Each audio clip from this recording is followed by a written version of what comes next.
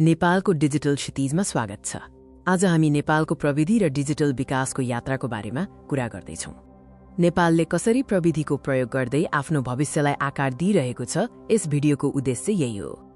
नेपालको डिजिटल यात्राले हालसम्म धेरै महत्त्वपूर्ण उपलब्धिहरू हासिल गरिसकेको छ। इन्टरनेटको पहुँच विस्तार भइरहेको छ र मोबाइल प्रयोगकर्ताहरूको संख्यामा उल्लेखनीय वृद्धि भएको छ।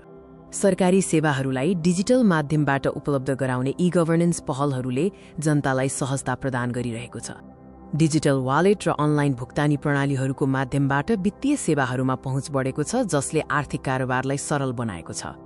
नेपालको डिजिटल क्षितिजमा धेरै ठूला अवसरहरू छन्, जसले राष्ट्रको विकासमा मद्दत गर्न सक्छ। प्रविधि क्षेत्रमा दक्ष जनशक्ति उत्पादन र रोजगारी सिर्जनाको ठूलो सम्भावना छ, विशेष गरी सफ्टवेयर विकास र आईटी सेवाहरूमा।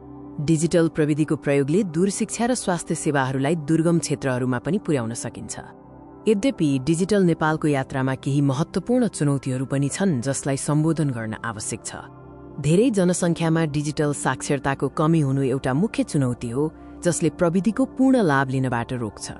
बढ्दो डिजिटल कारोबारसँगै साइबर सुरक्षा र व्यक्तिगत गोपनीयताको सुरक्षा सुनिश्चित गर्नु पनि अपरिहार्य छ। शहर र ग्रामीण क्षेत्रहरूबीच डिजिटल पूर्वाधारमा रहेको असमानतालाई हटाउनु आवश्यक छ, ताकि सबैलाई समान पहुँच मिलोस्। सफलताको लागि नेपालले केही महत्त्वपूर्ण कदमहरू चाल्नुपर्छ। प्रविधि पूर्वाधारमा सरकारी नीति र लगानी आवश्यक छ, ताकि डिजिटल विकासको गति कायम रहोस्। समावेशी डिजिटल समाज निर्माणमा जोड दिनुपर्छ, जहाँ सबै नागरिकले प्रविधिको लाभ लिन सकुन्। नेपालको डिजिटल क्षितिजको महत्त्व अपार छ। हेर्नुभएकोमा धेरै धेरै धन्यवाद। तपाईको प्रतिक्रियाको लागि तत्पर छौं।